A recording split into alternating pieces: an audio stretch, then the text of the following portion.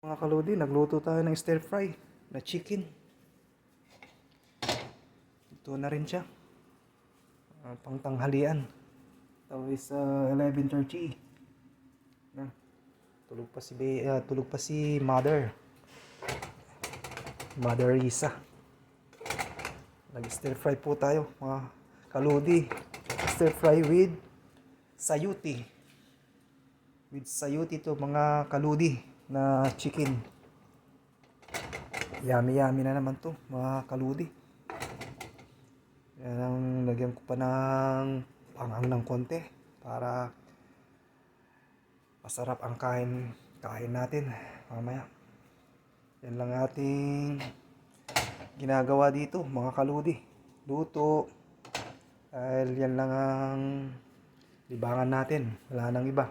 Laging nasa bahay lang tayo mga kaludi. Ayan mga kaludi. Ayan yung ginawa nating cupcake. Ayan.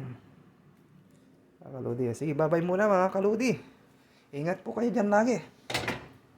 Alam nyo naman ang buhay. Laban lang lagi. Kahit anong hamon ng buhay natin. Habang nabubuhay tayo may pag-asa. Yan ang sabi nila.